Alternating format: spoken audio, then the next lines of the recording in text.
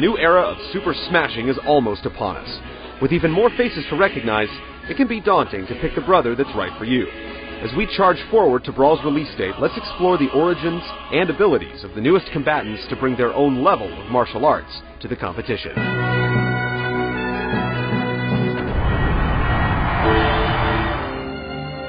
Sure, we've already played as Samus, but never in her Zero suit. We first witnessed the suit in Metroid Zero mission for the GBA in 2004. After defeating Mother Brain, Samus removed her power suit just before a pirate ambush forced her to find safety with just an emergency pistol to stun enemies. Zero Suit Samus made another appearance later on in Metroid Prime 2 Echoes for the GameCube, and Corruption for the Wii, but that time only in cutscenes. After Samus unleashes her final smash, she loses her power suit, allowing you to play as the more agile Zero Suit Samus. In this rare occurrence, her gun paralyzes opponents just like in the GBA game, leaving them open for easy combos. In Brawl, though, the gun doubles as a plasma whip, which can be used for both long-range attacks and lengthy edge grabs. With the new Samus comes two new Metroid-themed stages. Norfair is similar to Melee's Brinstar, in that combatants fight over a pit of rising lava. Only this time, a single capsule will appear to provide cover from the magma. Get there first, and close the hatches. Frigate Orpheon is taken straight out of Metroid Prime, Parasite Queen and all. A siren wanes before the lights go out, and then the stage flips over 180 degrees as you do battle on new terrain. Pikmin and Olimar were introduced in Pikmin for the GameCube in 2001. After crash landing on an unknown planet, Olimar discovered the plant-like Pikmin species and used them to retrieve broken parts of his fallen ship to return home. Olimar sent out orders to the Pikmin, such as attacking or building bridges.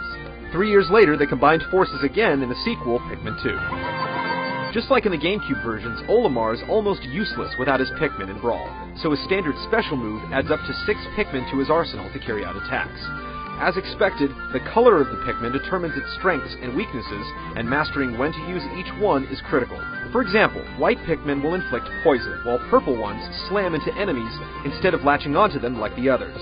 Olimar's special down move will gather any stray Pikmin around, as well as shift new Pikmin to the front of the line to further maximize strategy. When the gang gets the Smash Ball, they take off in Olimar's spaceship and come crashing down on any unlucky combatants. Because of its smaller attack range, it's an ideal final smash for 4-player battles. In their new stage, Distant Planet, the weed flooring is bouncy. When it rains, the slope on the left becomes treacherous, and when the giant bullboard appears on the right, you can feed him with Olimar's opponents. Ike first appeared in 2005's Fire Emblem Path of Radiance for the GameCube, and then in 2007's Radiant Dawn for the Wii.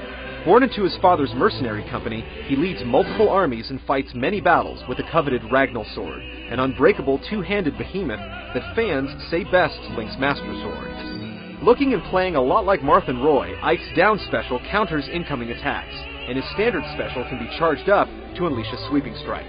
With Ike's Ether maneuver, he throws his sword up in the air, leaps high to catch it, and comes barreling down on anyone below. Although he can take damage during this attack, he's immovable when the sword is out of his hand. After getting the Smash Ball, Ike performs a more powerful Ether attack, first lifting opponents up in the air, delivering a swift dosage of sword combos, and ultimately letting loose with a final pile drive. Ike's Castle Siege stage finds him at a castle in the midst of a battle. The battle first takes place on top of the castle, but eventually the ground breaks apart, bringing the fight onto the castle grounds. Here you'll find destructible statues holding platforms, but the earth breaks yet again, forcing combatants to finish the battle underground. The third installment of the Mother franchise, known as Earthbound in the US, was released in Japan in 2006. Lucas was the hero of the game, a gentle, shy boy who eventually learned paranormal abilities known as Psi and PK, allowing him to heal and attack. He has not appeared in any other game since. Lucas joins another Mother character, Ness, in Brawl, and while he does share many of the same moves, his edge-grabbing snake and PK freeze attack make him a much more viable fighter. Replacing Ness's Flash, Freeze is chargeable and controllable after release. In addition, Ness's PK Thunder makes a return, a controllable projectile that doubles as a third jump back onto the stage, and a heavy attack. Lucas's final smash has him delivering a decisive Starstorm attack. Meteors come showering down on the stage that are nearly impossible to evade. And perhaps the largest stage in Smash Bros. History, Lucas's home court is Newport City from Mother 3. Like the Temple stage from Melee, fighting can take place on top and bottom. Once in a while, the monster known as the Ultimate Chimera will appear, instantly sending fighters flying with a single bite.